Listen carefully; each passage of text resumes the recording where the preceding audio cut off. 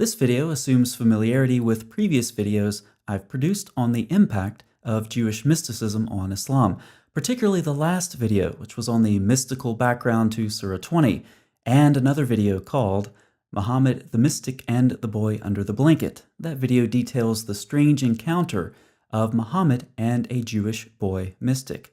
Now, we will describe further developments in Jewish mystical traditions to take an in-depth look at a curious detail in the story of Muhammad and Ibn Sayyid. As noted in the last video, Ezekiel's Merkavah shows up at Sinai as well. But that's not all. In a rabbinic source dating likely to the 3rd or 4th century, we find the Merkavah at the Red Sea. When Pharaoh had gone through all his weapons, God began to exalt himself over him. "Wicked one," he said, "have you got wind? Have you got a cherub? Have you got wings?" God detached them from between the wheels of the Merkavah and hurled them upon the sea. In the same way the Israelites detached the Merkavah ox in the previous video, God is portrayed as detaching his weapons, such as a cherub and wind, and hurling them at Pharaoh. But the Egyptians had some unique features in their army as well. Each Egyptian would say to his horse, "Yesterday you wouldn't let me drag you to be watered, and now you're drowning me in the sea." The horse would reply, "He has hurled in the sea. Look what is in the sea. The celestial realms do I see in the sea." And another tradition further clarifies what was in the sea. When the Israelites came to the sea, those children were there, and they saw God at the sea, literally in the sea, Bayam. In another Haggadah, Moses himself saw God in the sea. What's the significance of all this? We've talked before about Hekkalot literature. This is basically an instruction manual for mystics wanting to ascend to God's throne room. And part of those traditions were modeled after this supposed theophany at the Red Sea. Do you remember the water episode from previous videos? At the gateway to the 6th palace, the hopeful mystic sees the polished marble of the palace, which looks like water. If he says water, water, then he's exposed as a liar and a fraud. We saw how these traditions made it into the Talmud and then the Quran as a test applied to the Queen of Sheba. She was told to enter the palace and thought she saw water, but it was actually smooth glass. She was thus exposed as an evildoer. Why does what we're going to talk about in this video revolve so much around water? We can start back in Genesis. In ancient Near Eastern terms, we begin with watery chaos in Genesis 1 that God brings into order to make the earth habitable. Sometimes creation is portrayed as God fighting against the forces of chaos. What God does for Israel at the Red Sea can be seen as a new creation. Indeed, creation terminology is used in the Exodus account. But the waters of the Red Sea are there as well. And if the water represents chaos, then God must have appeared at the Red Sea to fight against it. But how is this all connected to Ezekiel and the Merkavah? Well, we have water in Genesis, Exodus, and Ezekiel.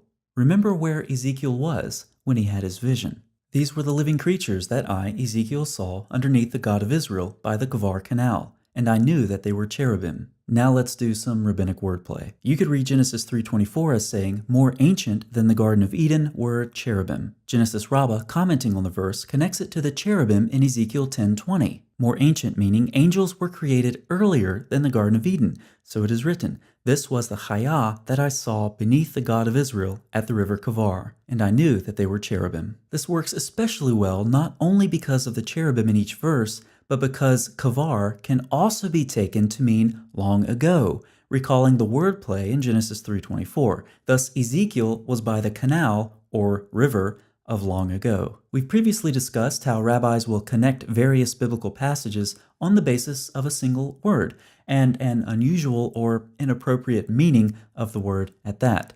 This is another example. But now we see how all of these concepts are connected, in rabbinic thought at least. We've previously seen that God was in the Red Sea. Remember the talking horse, which would reply, "He has hurled in the sea. Look, what is in the sea? The celestial realms do I see." And when the Israelites came to the sea, they saw God at the sea, or literally in the sea. But what does this mean theologically for God to somehow be in the sea? The meaning becomes ominous. Similar to the belief that we talked about in the last video, where you could gain control over something by using the dust of its footprints, the rabbis appear to hold a belief somewhat similar to the Gnostics, where the essence of something reflected in water, can be trapped and even harnessed. Thus, when the Merkavah appears in the water, the upper realms are merged into the lower. Some rabbis perceived in Ezekiel's vision hints of a fearful ambiguity of good and evil within God himself, and preferred not to entertain the thoughts toward which these hints pointed. The paradox of the Merkavah in the waters points in the same direction. It brings the upper world into the netherworld. It makes the distinction between above and below insignificant. It turns the Merkavah, like any reflection in water, into part of the fluid and shapeless chaos that God once had to defeat. There is even an anti-Merkavah in Jewish sources describing the Shekinah above and the Shekinah below. The feet of Chayot are described as being in the lowest earth, and the Merkavah itself is placed in the watery depths. We see now that there is theological ambiguity and tension in how the rabbinic sources conceived of the Merkavah and the water. In the divine, there is also anti-divine. In God, there is also chaos. We've seen similar ambiguity in Islamic sources as well, where both Allah's and Satan's thrones are above the water. And now back to the story of Muhammad and the boy mystic, Ibn Sayyad. This story is explicitly rooted in Jewish mysticism, and it's also extremely embarrassing for Muhammad. Recall the mystical setting in the Talmud among the speech of palm trees, which reminds me of the talking trees in the Hadith. There we have Muhammad sneaking through them, trying to spy on the boy who is covered in a sheet, clearly recalling the traditional practice of Merkavah mystics.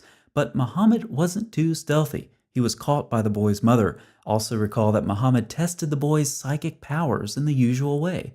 He asked the boy to tell him what he was thinking. The boy, apparently reading Muhammad's mind, let us know that Muhammad occasionally thought of something other than sex with 9-year-old girls.